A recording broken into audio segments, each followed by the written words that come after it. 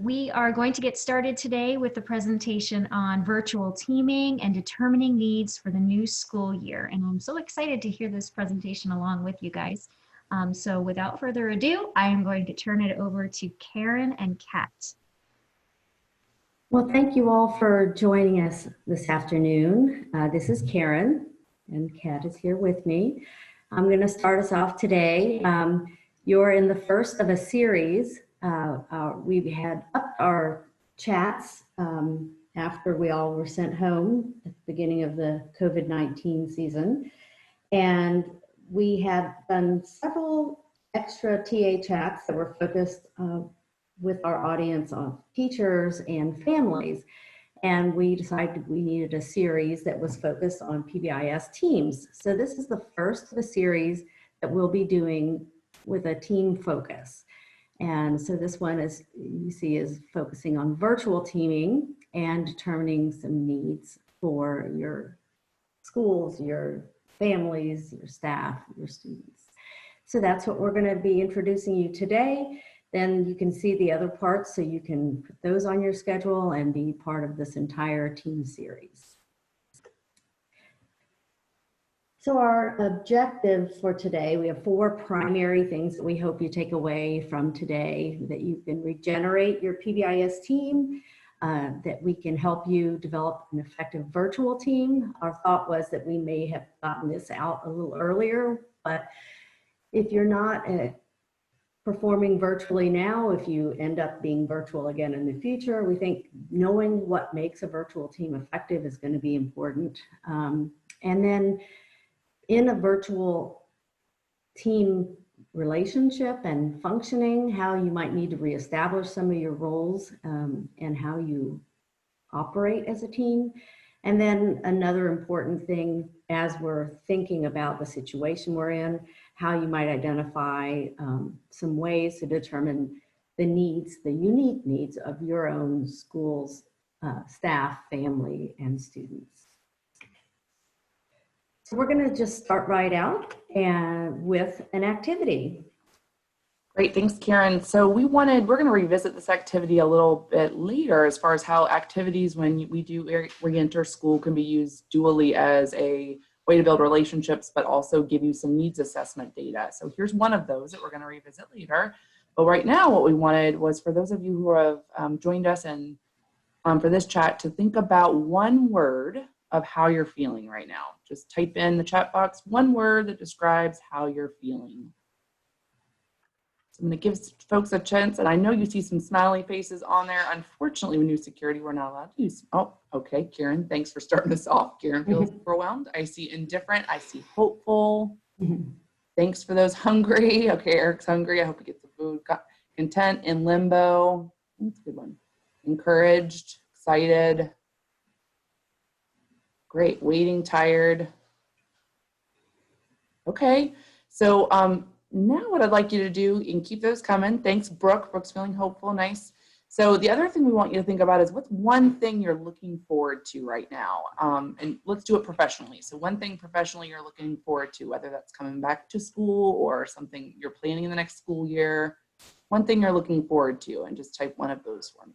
Oh, I love that one, Gina, seeing kids again. Seeing you, yeah, that's me. I'm very excited to see more humans. Okay, lots of those, reconnecting back with students, great. So keep them coming as you're typing them in. I'm gonna move us along, but I want you to keep typing them in. One reason we like this example of a check-in from Centervention, and we'll be talking a little bit about these resources later, is that it gives multiple ways for you to genuinely check in with, whether that's an adult or a student, of what are some emotions you're having right now? What's some things you have in terms of hope for the future that promotes like optimistic thinking and positivity? And if you're doing this with a class or with a large group of students, you get some informal needs assessment data at the same time. So for example, you all seem to have, you are able to identify at least one really positive thing for the future. So that's a great sign that we have some things we're looking forward to. David Barnes, I love that, seeing plans that are implemented. So it's seeing that we're actually getting some of our action steps done. And the feelings part, you might know, do we have a wide variety of emotions right now? And are some of those emotions that we might want to check in more about, for example? Today we were pretty ranging group from feeling hopeful to feeling like we were just waiting on things to happen. But you kind of get a sense of what are the emotions going on in the group that you're using this activity with. So today there wouldn't be many of you that I might follow up with. There was a couple where I might do a little prompts or questions. This also mutually teaches the social emotional competency of being aware of our emotions. So it's a nice activity to do lots of things at one time. And again, we're going to revisit this concept a little bit later today. But we want to start off with one so you can kind of see how that would work when we talk about these later. Karen, anything to add? Or are you ready to move on? Oh, that's great. All right. Well, thank you for participating, first of all. That's a great start to our virtual meeting today. But enough about you. Let's talk about your team. So what has your PBIS team been doing over the last several months? So think about these options that you have before you, 1 through 6, and think about your team. If you're at a district level, maybe you think about your district team. If you're at a school level, think about your school level team, and give us the number in the chat box that reflects the closest to what your PBIS team has been doing.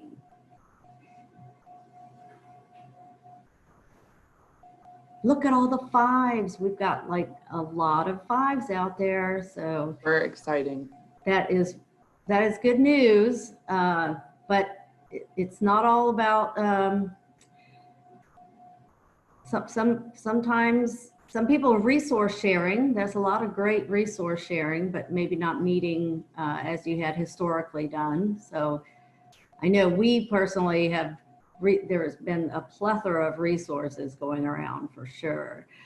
So, so this might be something, if you are at a district level, you might want to, if you're trying to pull your point of contact or coaches together, maybe to regenerate their facilitating their teams and getting them generated, it might be a way to kind of get them thinking about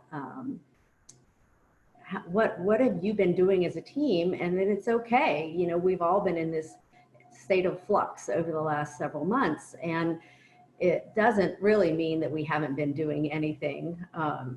If we've been resource sharing, or if we've been contacting each other, even just personally, or doing other things that really weren't just our PBS team official activities. So anyway, we're going to talk about regenerating that PBIS team for, because we do know that at the school, particularly at the school level, the PBIS team has in many cases fallen by the wayside with the priority on a lot of other things over the last several months. So some ideas about how to do that would be, first of all, it's not something new, right? So we want to go back and think, what were we trained to do? What did the PBIS project or whoever trained your teams about what your PBIS team's purpose is? So these are some big buckets of things that PBIS teams generally are developed to do. They're big buckets of ideas that all PBIS teams could come back and reframe themselves. Okay, this is what we're doing. We look at data. We're supposed to be responsive to our system. Data helps us to do that. We're coordinating those 10 critical elements of our PBIS framework. We're making sure to engage our stakeholders so that our practices are relevant. So just reminding ourselves of what it is that, that we do. And then let's think even more personally for our teams.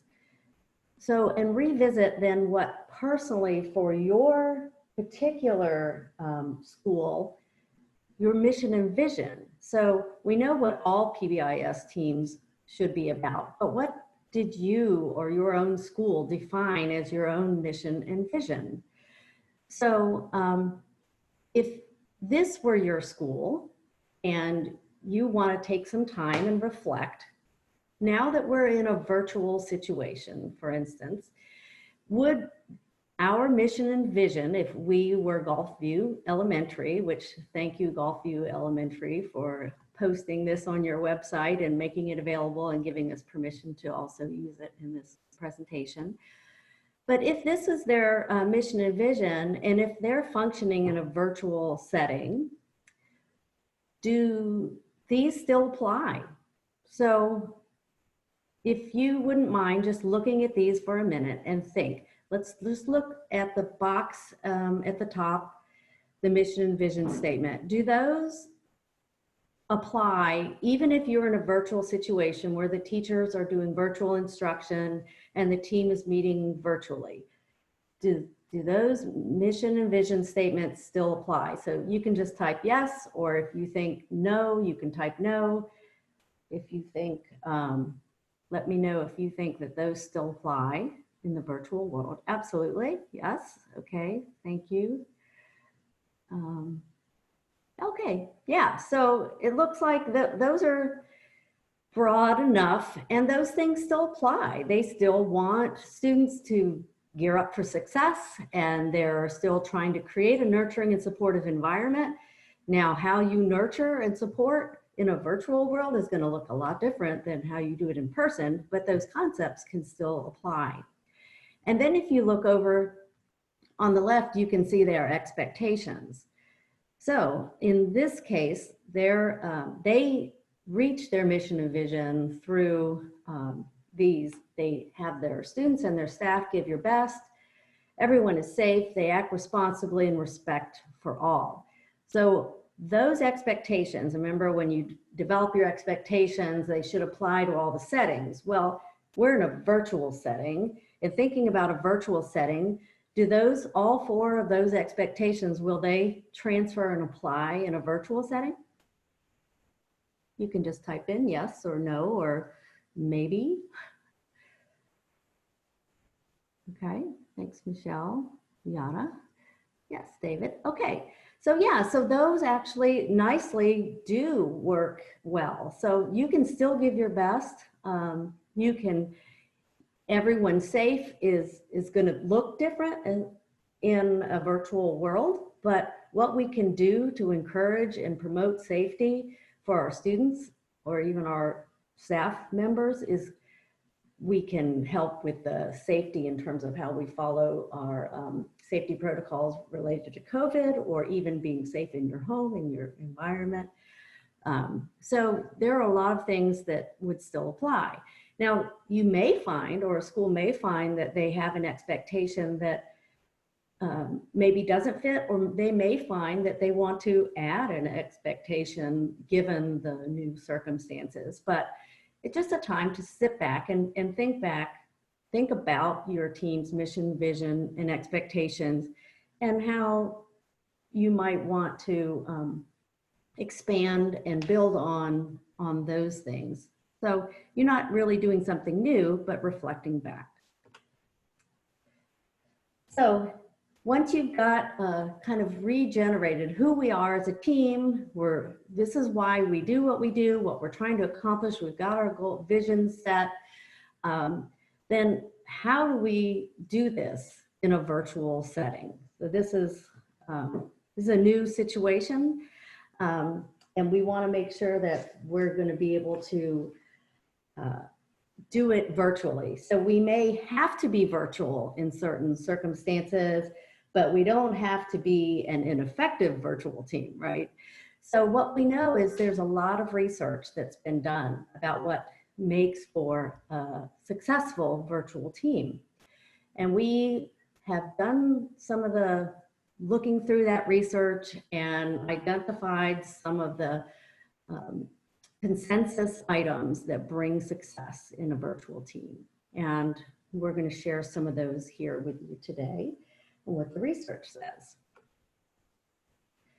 So first of all, having a structure that's predictable for how you communicate, where you communicate, and what you can count on. So we've organized this around three main buckets.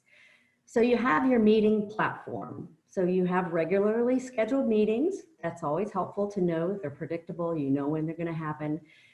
So what platform you use what you know.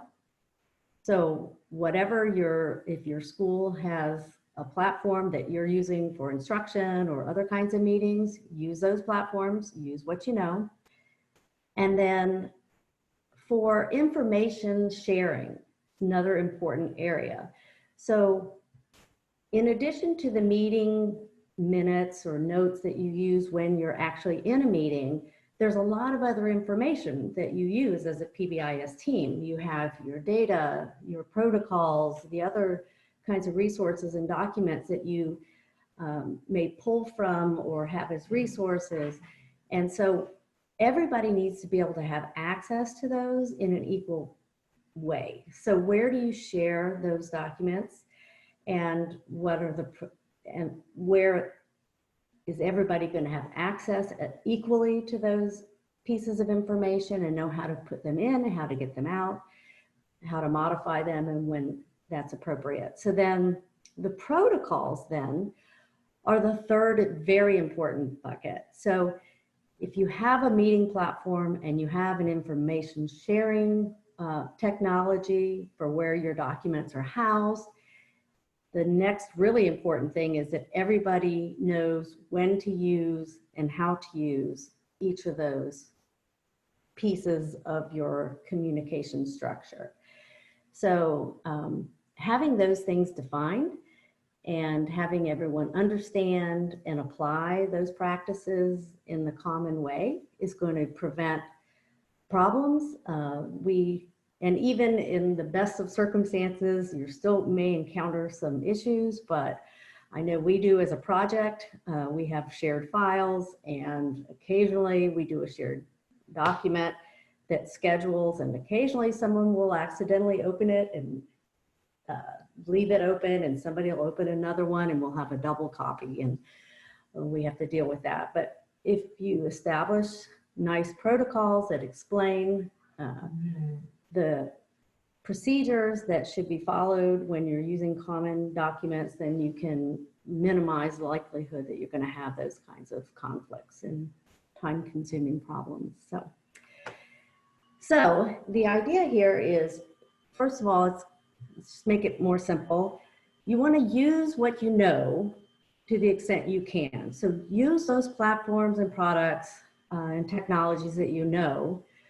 But then it's really important, the training part. So know what you're going to use. So use what you know, and then know what you use. Everybody who's a part of your team should be on an equal platform in terms of understanding all the components, all the bells and whistles, how to engage, how to access, and how to function in the virtual tools that you're using. Otherwise, they won't be equal team members. So that training element is important, both in terms of how to use the technology and in the protocols. So I put a couple of ideas for kinds of things that often get put into some communication protocols here. So for instance, if our meetings are going to start at 1, then I expect everyone to sign in at 5 till 1, because if technology, there's always the person who can't find the login or there's a technology, issue. It's taking longer or my computer suddenly wants to restart or whatever. So you may come up with some sort of a protocol that will eliminate some of those, the issues that can happen by setting in that extra 5-minute margin. So email, this is one that we have with our own project. So that you will respond to an email within 24 hours. So I have as a team member an expectation that if I send an email out, that I will get a response within 24 hours. Now, it doesn't mean that if I can't answer your question or actually do the problem solving, I can at least respond and say, I'm not going to be able to get to this until Friday, but I can respond to the email so that the person knows I read it and I'm, giving them some feedback. And so those things are important as a team member so that people know that you're recognizing and communicating effectively with them. So you can see some other ideas for things that you might want to include on your protocol. And then we have a couple other examples of some document sharing that Kat's going to explain. Sure. So we have two different district examples relevant to what Karen was just saying with using a structure and a structure that's predictable during virtual meetings. The first one is not a new idea, of course, but using Google Docs. So this is a district example, one that I get the pleasure of working with, that they use Google. They always are using Google Platform, Google Chats. So they are very familiar and used to using Google Docs. So when we know we're going to be virtual and have a meeting with goals, as Karen was just reviewing, we had to plan for what's the easiest way for us to collaborate in a document. And so the format is a resource map. They were working on this district work group on mapping out their behavioral MTSS, whether that was interventions or assessments. And so the Google Doc format helped a lot, because if we're all virtual, we could see the same document at the same time. We could also edit together. So if we're discussing something and have a question, like you can see, for example, in fidelity checks, sometimes it was a prompt or a question we put there, and then we come back to it to discuss. It was just very beneficial to have a format where you could edit in real time. Plus it's saved, of course, Google Docs in a drive where it's easily shareable. So it was just a nice example of a format that they were used to, that was predictable and really helped. The goal of this particular district meeting was to map resources among various individuals, so it allowed for good collaboration. And then again, the easy sharing part. The next one, Karen, if you don't mind scrolling forward to. Yep. Sorry, I was responding. So this is a big shout out to David Barnes on the chat from St. John's. We appreciate him sharing his ideas because just like we want our schools to collaborate, we love our districts to get to collaborate. And it was such a simple idea, but such a nice one. And so I wanted to highlight it in terms of what Karen had just reviewed about, again, using what you know and what people are familiar with. St. John's uses Schoology as their platform, for online learning. And so his idea was just to create a page for his PBIS group.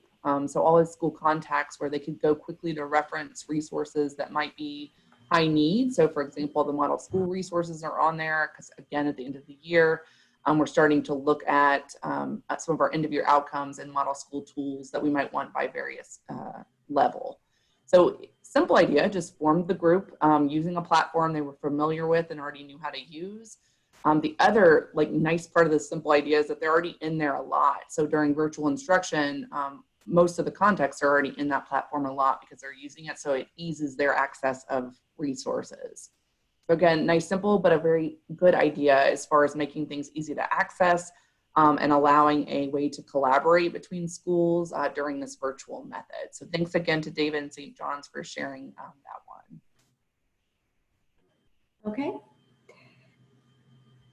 So, so that's just a little bit about some of the tools and things that you might use as a team and how you might use those.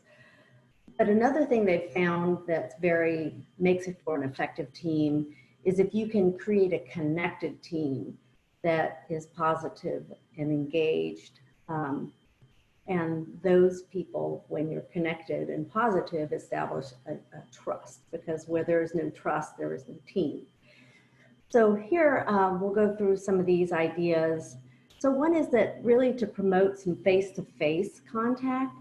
We're not demonstrating that for you today by showing you our faces, but when you're in your meetings, to the extent that you can, having the opportunity to have the faces of your team members present at your meeting, it's going to feel more natural. It's going to be more like your personal space when you normally meet, and it allows for that more expanded communication.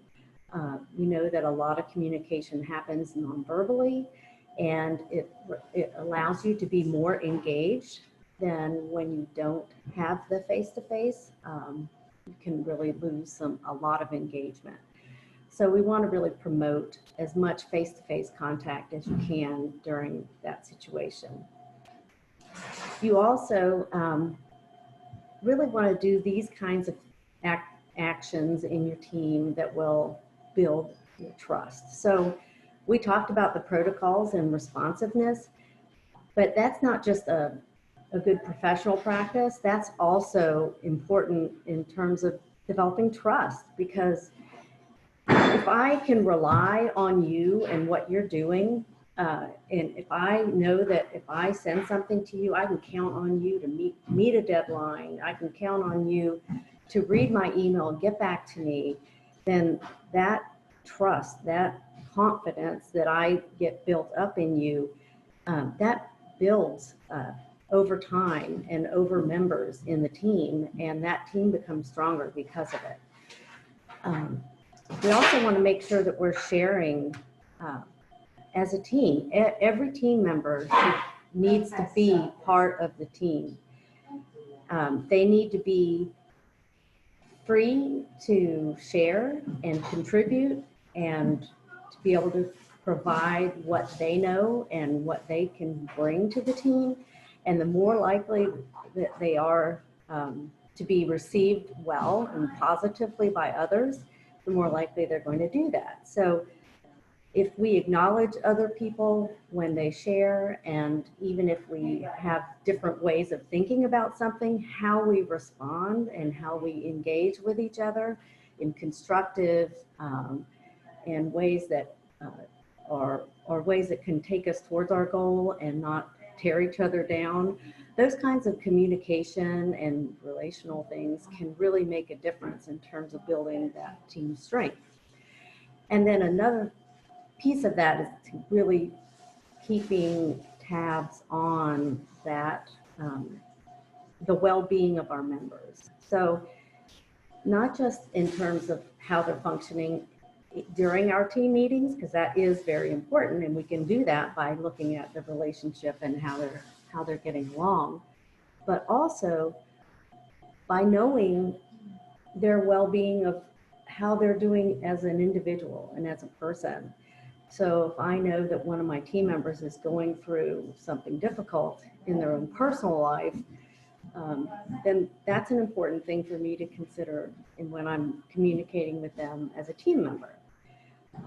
And to recognize, and now whether I recognize that actually during the team meeting directly or not, is all relative to the situation and the people, but knowing those things and being aware of those things can make a difference in how you treat each other and how you interact with each other.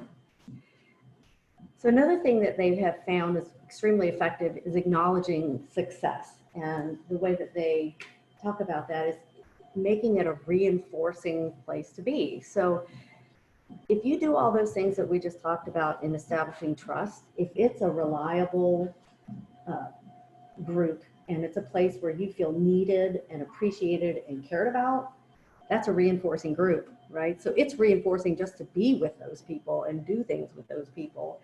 But also you can be intentional about group goals and reinforcing and recognizing both individual and project related successes.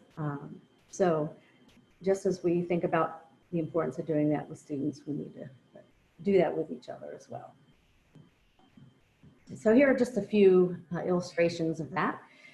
So on the bottom left, we have that's our college newsletter where we highlight, and over the COVID time, they've been kind of trying to build some relationships since we don't see each other. And you can post pictures of your pets and little things about stuff that you're doing personally during these times. But they also highlight, every week, they highlight achievements that staff members and faculty members have accomplished over the week. So they just make it intentional to do that.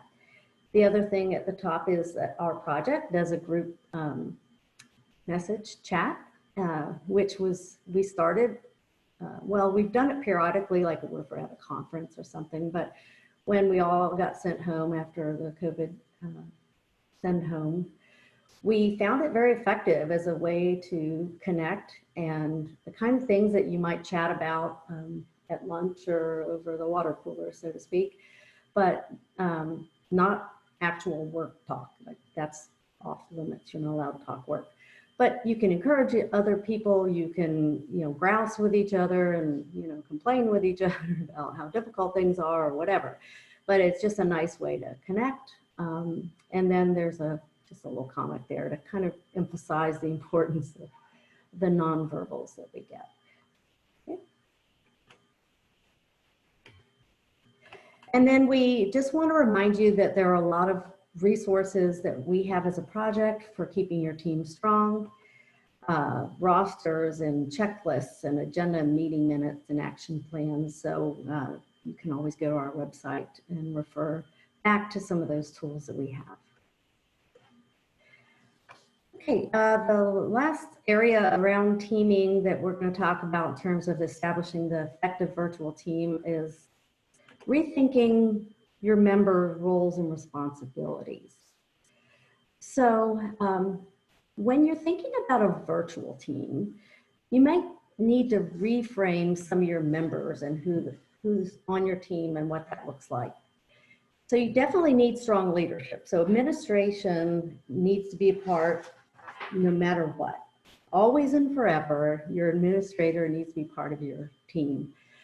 But they're really your leader is gonna really need to play and up their game in terms of engagement. So the engagement aspect of virtual team success is really key. So using those tools and things that are available and really being intentional about engaging all team members. The team guardian is one of my favorite terms. It reminds me of Guardians of the Galaxy, which kind of feels like we're in this whole new world, right? And it's virtual, so you can be the team guardian. Well, this is the role of this guardian is they're the one who is kind of managing all of the stuff of the team in this virtual realm, the documents, the scheduler. They're sort of a historian, but more not just history, but also for the future and the current. So that's a team guardian. And then the facilitator, again, is really going to have to focus on engaging and using all those tools that are available in these platforms like chats and polls and screen shares and making sure everybody's involved. Two other areas that I want to focus on are the connectors in a virtual team. How you communicate and engage the rest of your school when you're not going to be able to see them in the hallway or the teacher's lounge or at staff meetings in between times is going to be important. So you may have to get very intentional about who's going to connect with the other grade levels, the other teams in the schools to make sure that you're tapping into and connecting with all those people to make sure that that you have those avenues and planned out. And then there's the keepers. So you have your note taker who may be different from your team guardian, and then your timekeeper, which is not a new thing, but the keeper of the heart. So that's the person who's going to really make sure that they're taking a good read on the emotional and the relational part of your team, which may be a little harder to do in a virtual world and very important during everything that we're going through right now. We had just made the connection yesterday with what Karen talked about with connector, the role of connector, because that is very important. And just quickly, if you are familiar with your district or school crisis team or re-entry team, if you could type yes or no or not sure. It was something we wanted to mention and ask and think about as far as we're about to transition soon to thinking about re-entry and needs when we re-enter. If you're not familiar with your district crisis team, it may be worth finding out more about to see is there a contact that you could connect with. And same for your PBIS team. And we asked, is there a member of your PBIS team that overlaps with or communicates with that team? And most likely that's your administrators. They're usually over the PBIS team and also the district crisis team. But yes, I see lots of yeses. So I would be thinking about that and who to reach out to, as you're going to want to be aware of resources that are available, because we are going to be coming back from a crisis. I know a lot of times we think of crisis as a death or an accident, something that's happened just recently, but we're coming back from kind of a chronic crisis here soon. So it's a great area to think about as far as the connector role that Karen was just reviewing. And so I saw lots of yeses there, just a thing to think about with team roles. So last thing on virtual team meetings. So this is just kind of a process through. You're going to think through a chat, a virtual meeting. You want to check in. You could just use like a chat, a word, kind of we did that at the beginning, reviewing your norms and roles, following your agreed upon agenda timelines, making sure you establish your priority goals and actions. They may be a little different from what you had historically done as a team. Focusing on engagement, making sure you restate your actions, and then really reflecting and evaluating your team meeting, which doesn't have to be a complex thing. It can just be asking people to give a thumbs up, thumbs down, sideways. How did it go? So, Kat. So I'm going to wrap us up with some consideration and determining needs. And so Betsy has been kind enough to keep posting the link to where our materials are. So the PowerPoint slides are going to be at that link, and also the little snapshot you see here. We gave you some sample resources links for this section because we'll get a brief minute to talk about a couple of things, but we wanted to leave you with a couple that might be helpful as your team goes into planning needs assessments for determining needs this coming school year. If you can move on for me, Karen.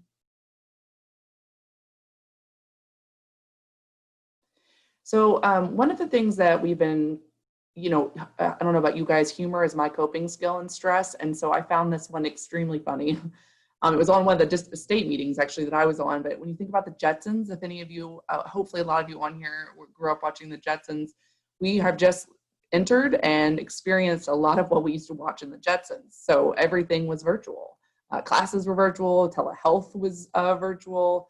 We're all working at home. Our offices now are overlapping with our home. It's very interesting to see that we have kind of transferred it in, except for the cars. We don't have the driving cars. That would be kind of fun, but we don't.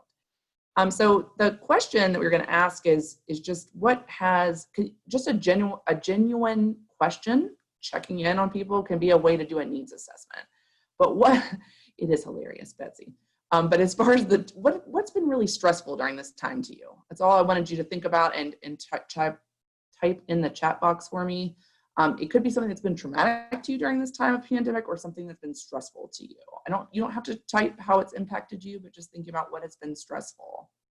So if you just thought about what's been stressful or traumatic during this quarantine and type it in for the chat box for me, that would be, oh, thank you. I see lots of them coming in. Yeah, navigating work and being a teacher, that has been very stressful. Inability to yes, that's been my hardest. That truly you can't plan ahead. How to provide supports to students without physical view. Yeah, all of those are fantastic examples of the challenges that we've had and the stress that it's creating. Gina, that's been one of my big ones, especially those kids who we know are in tough homes right now. That's been one that like keeps me up at night. So I know that's a stressor as far as those things. And if I had more time, the genuine getting to follow up this question, talk with you about that can be a nice activity coming in that can be part of a needs assessment, but just being genuine and asking, how was this for you? And I know I heard lots of great examples of administrators who did that with their schools, checking in on how they're doing. Brooke, I see yours, teaching you to be more flexible. Yes, I mean, you kind of forced to be flexible during the last couple months. But when you think about needs assessment, don't just think through formal tools, but how can we just check in like we did at the beginning and asking staff, how are they doing and what might they need from some of those stressors. This also creates emotional safety, that we feel okay for you. That's why we started with kind of a fun little emotional check-in, get you feeling safe to talk about some of those stressors. That's important for adults and kids, especially as we come back to school environments. It's important to promote that safety to talk about what we're stressed about or what we worry about. So this slide just emphasizes on the left, when we think about needs coming in, there are some unique needs to our context right now. So in that we're coming back from the Jetsons experience that we've been having, some things that, and I know districts are already asking, our state asked through survey methods with parents, what kinds of fears or worry do you have, whether that's during the remote learning or during planning to come back to schools. So we know lots of families, even teachers or educators, as well as students might be nervous or worrying about getting the virus, what it's going to be like when they come back. A lot of our state has experienced grief or loss, so those are fears or worries they're facing. In the middle there, you see, when we think needs, we want to go straight to those things that are negative or maybe things that we need to fill. But the strengths aspect of your individuals and your communities is just as important to consider as far as strengths. So do people know who to go to when they have a need or a stressor?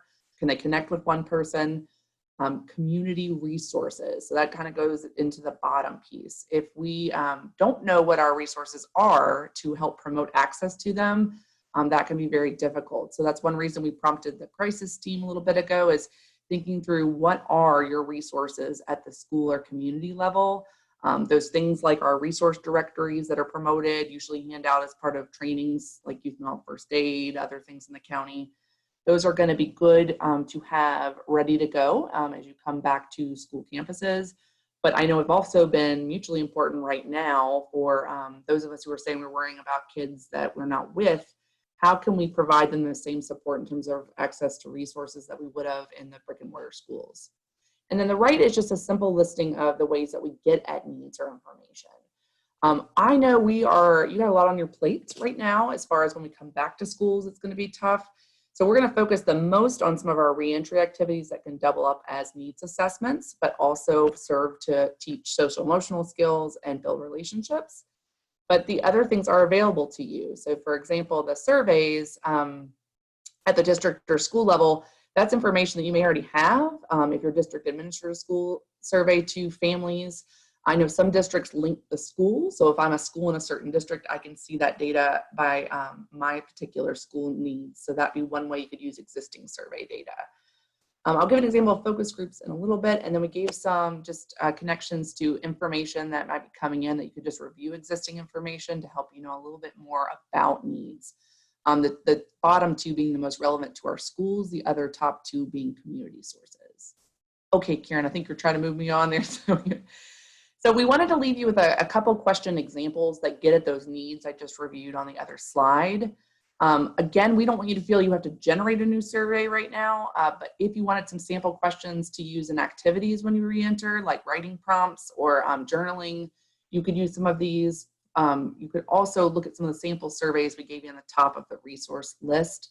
But we wanted to give you at least some question stems that exemplify some of those various areas of needs. So we can go ahead and move on, Karen. So, and the importance of, if we talk about reentry activities to support adults and students, sometimes we want to jump to students, but what we know from the best approach is to start with our adult needs. That idea of put on your mask first in the airplane, and now we, I guess, physically know we're putting on all kinds of masks first before we put them on our students or our own children. But that idea of we got to take care of ourselves and our needs first, so that we can then promote the things that are on this slide. There's a plethora of research that shows the impact of positive teacher and student relationships, especially around that they're huge and one of the #1 protective factors in terms of mental health and protection against trauma exposure. So if we know how impactful those relationships are and those outcomes that are listed for you that they impact, we want to make sure we take care of our adults. And I know I mentioned teacher here, but families, those of us who've been in multiple roles, same thing, taking care of yourself first so that you can be the best caregiver to your own children. So that's how we can get at some of these outcomes, along with supporting the best school adjustment we can there in the bottom as kids transition back, and also in the past as they've been transitioned to remote learning. Okay, we can keep moving, Karen. So I'm gonna unpack just quickly before we touch on the activities. A lot of times when we say the statement I just did about relationships being so impactful, people are like, well, what does that look like? What does that mean? So on the left here is just a broad, and this is from a very old reference, but looking at oldie but a goodie, the types, what does it look like to be a supportive person? And that could be adults, kids, teachers to students, all kinds of relationships. These are the 4 types of support that things usually fall in those buckets. So emotional, that we can have trust and that we can, whether it's love or if I'm a teacher to a student, it might be just care, that I'm showing care. And then all the way to I provide things that you might need, like I provide pencils if you don't have them to write. I provide a backpack if you don't have a backpack or can afford one, things like that for instrumental. The appraisal that we provide really specific feedback versus just general, hey, great job. That kind of goes with some of the things Karen was talking about in the way we work as a team, but also with our relationships in schools. How we provide that feedback is really important. And then last is just that piece about what I mentioned with resources. Can we get them information that might assist in solving a problem? Or again, just to reference those of you who do youth and all first aid, we often talk about how can we support students through problem solving of a situation versus providing judgment. We provide a way to support them through that. Those are those key, if you think of any relationship you have right now in your life, those are the types of support that we know influence a good relationship with that. And then you can go ahead and click on the other two for me, Karen. So we just want to give a quick example to get even more concrete with this concept from a middle school focus group. So when we ask middle schoolers, and this is from actually a middle school study, what did this look like for them? What did those two types, which we are highly correlated to well-being, what did it look like for emotional instrumental? And those were some examples from the students. So the students were able to say, this is the perception, when these things happen, I have a big perception that I'm being emotionally and instrumentally supported. So for that particular school where this focus group happened, that was really strong to be able to share that with some of the staff members. And going one step more concrete on the bottom, what does that look like for some of them? Attempts were made to connect with students, just asking questions like we did it 2 times during this chat already, and get efforts to get to know your students. That illustrates that you're trying to connect with them, that I want to learn about that. Storytelling, that I tell stories not only about myself, but I ask and want and value stories that you want to tell about, whether that's a written story about your experiences or something that I get to talk about or tell. Or if it's little, I draw pictures about it. The next chat will go into a little bit more about the specific feedback and the expectations and rules, along with continuing the discussion on SEL strategies, but those are some specific quick examples of how we model supportive relationships. So last 2 things are on those we mentioned we're going to focus more on the strategies you can do that you could plan for with your teams that can double up as needs assessments, but also be activities that promote well-being. So we said start with adults, and when we think of adults, that self-care we know is extremely important. That's the idea of the put on your mask before you put on your child's. And we gave you, it is the second link in that resource sheet for you, this little visual you see to the right. They have some quick, easy ideas for how to set up self-care in your school building. It also, in that little section for adults, we have some links to self-care surveys, which are nice because one, they highlight for adults, how can I practice self-care? And also could be a way to assess needs. I don't maybe do as well in physical self-care. I've done really well with exercise, for example, but healthy eating is my weakness right now during this pandemic. So it's a way that you could provide an activity to promote awareness of self-care, but then also do a little needs assessment individually for adults. We'll talk a little bit more about emotional check-ins in a second. But the other key feature of this is, again, while we're coming back to that, you want to, as team members, be aware of resources that you have and really promote reduced stigma to access resources. So as adults, what I always think about in school districts is the EAP or employee assistance. We often were given information to know where those resources were, but we want to promote that it's okay to access those and we want you to when you need them, as one example. With families, we often talk about healthcare resources. If they're having trouble getting healthcare, or there are options we could promote them to, just as a specific example to family risk factors that we might have. So again, you have some of those individual resources in the resource sheet for you under adult wellness. We're going to come back to the emotional with students in just a second, and then we'll be talking a little bit more about intensifying for needs in the next 2 chats. But we know some of these global strategies are good for all adults, and then we can intensify that or individualize that as we see more needs. So we can go ahead, Karen. So the idea of some of these activities that are listed here, and you have all these links in the resource sheet, is that these are activities you can do with students as they re-enter or come into school that are dually beneficial for adults. So we just mentioned the social emotional wellness of adults, and just doing these with your students or your own kids. I've been doing some of these things that are on the slide with my own kids, helps promote optimism and positive well-being for the adults. So we already mentioned the feeling check-in on the right, and that is highlighted or bolded for you in the resource list from Centervention. The other two that Karen just popped up there is a way to promote safety for students to talk about their worries or stressors. Remember, that was a need that we want to get at. So there are some visuals associated with the activity. They will also come with a script of how to facilitate that activity, and every one we've given you is a pretty quick activity. But if I'm going to fill up my worry cup, for example, in that one, as a teacher or as an administrator, if I'm doing this with lots of kids, I could see what those worries are and know what the most prevalent worries are of those. And most of these would go hand in hand with then a coping strategy we might use to help worry. But for the adults in the room, they would know what those prevalent worries are and how much of that worry. So on the right side, that's a little different way of looking at worry, because we can rank the things we're worried or concerned about, but also rank how worried or scared we are about it. So again, if I was a teacher in a classroom, that would allow me to see not only what my students' worries or fears might be coming back in, but how prevalent some of those are. And that one goes hand in hand with one, and we come up with ways to help us when we're stressed or worried. Just like adults need to, we have to come up with ways that if we are stressed or more worried about something, what can we do to help that, which teaches us skills. And there's one more, I think, if you pop it up, Karen. If any of you on the call were like, a lot of these look little kid, we usually get some of that feedback as far as some of these SEL activities. They can always be modified to an adolescent audience, but I wanted to give one is just that idea of writing. And not writing for grading or perfectionism, but writing to express emotions or thoughts. That's one that goes across the age band, as do these other activities. But just giving you one that if you just want to be simplistic and related to academics, you could write on what is some of those sample questions we gave you in the slide.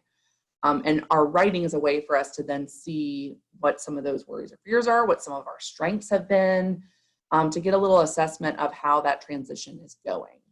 And the other bullet that I put there is the 3 good things from Greater Good Center. It's awesome. If you have not looked at that webpage, so there'll be several Greater Good links for you. But just practicing optimistic thinking, like what are 3 good things that happened today, is one specific prompt you could give kids during that strategy. So any of these strategies will overlap with ways that you could do needs assessment along with practice and activity that teaches skills, and not only for kids, but for adults, as well as promoting optimistic thinking or well-being and good relationships. So I just saw that we are way over time, so I apologize, and I want to thank you guys for sticking with us. Again, you have that resource list to take with you that has a lot of ideas if you wanted to go a step further with planning some of these. And then our next 2 series that Karen mentioned will go more into implementation planning, considering like a trauma-informed approach as we come back into schools with PBIS. So we encourage you to phone in for those, please. And then Betsy, I know you have one survey for us. Yeah, thank you guys so much for sticking around. We just have one more set of questions to ask, and that is just how helpful today's chat was. This is the first in our series of chats for teams, and we want to make sure that we're giving you what you need as a team to be able to start planning and getting ready for that new year as best as we can. But thank you so much, Karen and Kat, for the awesome information today. I definitely can attest to the team events and strategies that we use as a team. I think we have a pretty amazing team at Florida PBIS. So it was nice to hear some of those things highlighted today. And it looks like we've got pretty much everybody's votes in. Thank you guys so much. So I'm going to go ahead and end the poll.